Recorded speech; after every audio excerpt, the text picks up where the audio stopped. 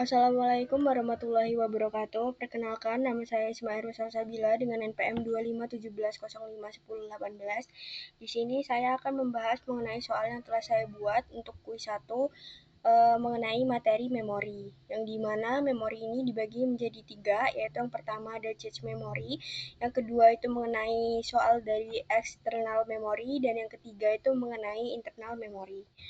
Untuk sumber dari bukunya yaitu dari Computer Organization dan Arsitektur yang ke-10 oleh William Stelling. Untuk soal pertama, yaitu mengenai cache memory, soalnya adalah sebuah perusahaan pengembang aplikasi desain grafis sedang melakukan pengujian performa workstation terbaru mereka. Tim teknisi menemukan bahwa prosesor yang digunakan memiliki kecepatan sangat tinggi. Namun, saat aplikasi dijalankan untuk mengelola file berukuran besar, kinerja sistem tetap terasa lambat. Setelah dianalisis lebih lanjut, diketahui bahwa prosesor terlalu sering mengambil data langsung dari main memory karena data yang dibutuhkan tidak tersedia pada cache.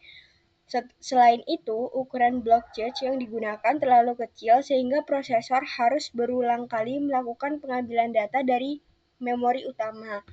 Berdasarkan konsep cache memory pada materi, manakah pernyataan yang paling tepat untuk menjelaskan penyebab utama menurunnya performa komputer tersebut? Pada opsi yang pertama, yaitu performa komputer menurun karena cache memory bekerja lebih lambat dibandingkan main memory, sehingga prosesor harus menunggu proses eksekusi instruksi selesai lebih dulu. Opsi kedua, kinerja sistem menjadi lambat karena cache miss terlalu sering akibat data yang dibutuhkan prosesor tidak tersimpan pada cache, sehingga akses harus dilakukan berulang kali ke main memory dan memiliki waktu akses lebih lambat. Opsi ketiga, penurunan performa terjadi karena cache memory hanya berfungsi sebagai penyimpanan permanen sehingga tidak dapat membantu proses pengelolaan data sementara pada prosesor. Opsi yang terakhir, sistem menjadi lambat karena seluruh instruksi program selalu diproses langsung oleh ALU tanpa melalui register dan cache memory. Dan jawaban yang paling tepat adalah pada opsi kedua, yaitu kinerja sistem menjadi lambat karena cache miss terjadi terlalu sering akibat data yang dibutuhkan prosesor tidak tersimpan pada cache, sehingga akses harus dilakukan berulang kali ke main memory yang memiliki waktu akses lebih lambat. Untuk soal kedua, yaitu mengenai external memory.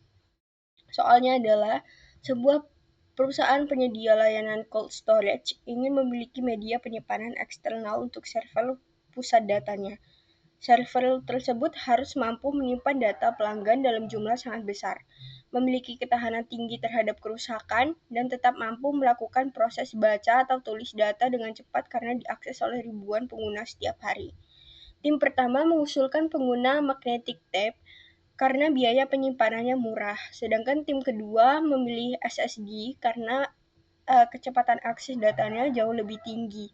Berdasarkan karakteristik eksternal memori pada materi, manakah analisis yang paling tepat terhadap kondisi tersebut?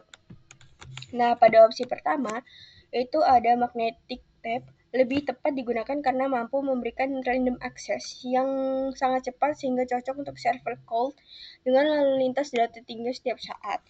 Pada opsi kedua, SSD lebih sesuai digunakan karena memiliki waktu akses yang jauh lebih cepat dibandingkan media penyimpanan magnetik tradisional, sehingga lebih efektif menangani proses baca dan tulis data secara intensif pada server cloud. Opsi ketiga, hard disk magnetik dan SSD memiliki kecepatan akses yang sama sehingga pemilihan penyimpanan tidak mempengaruhi performa server cloud.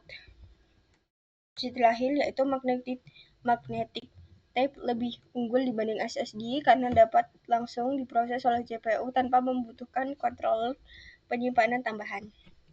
Dan jawaban yang paling tepat adalah pada opsi kedua, yaitu SSD lebih sesuai digunakan karena memiliki waktu akses yang jauh lebih cepat dibandingkan media penyimpanan magnetik tradisional, sehingga lebih efektif menangani proses baca dan tulis data secara intensif pada server cloud. Soal yang ketiga, yaitu mengenai internal memory. Gimana soalnya sebuah universitas mengembangkan sistem simulasi cuaca yang membutuhkan pengolahan data sangat besar dalam waktu singkat.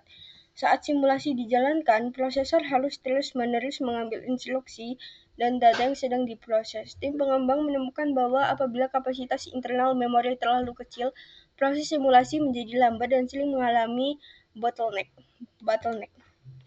Berdasarkan konsep internal memori dalam materi, manakah penjelasan yang paling tepat mengenai pentingnya internal memori pada kasus tersebut?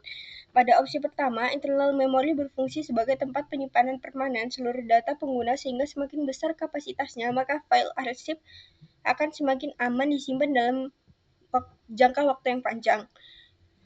Opsi kedua, internal memori penting karena menjadi tempat penyimpanan sementara bagi instruksi dan data yang sedang diproses CPU, sehingga akses yang cepat terhadap data dapat meningkatkan efisiensi eksekusi program simulasi. Opsi yang ketiga, internal memori digunakan hanya untuk menyimpan sistem operasi sehingga komputer dalam keadaan mati sehingga tidak berpengaruh terhadap performa simulasi cuaca.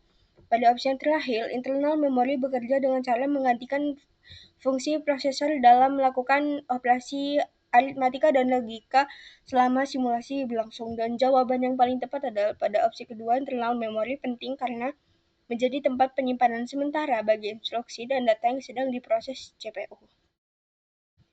Sehingga akses yang cepat terhadap data dapat meningkatkan efisiensi eksekusi program simulasi. Dari seluruh jawaban yang telah dipilih, mari kita cek kebenarannya.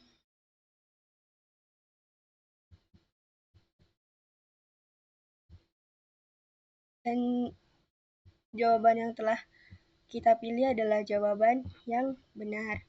Terima kasih. Sekian dari saya. Wassalamualaikum warahmatullahi wabarakatuh.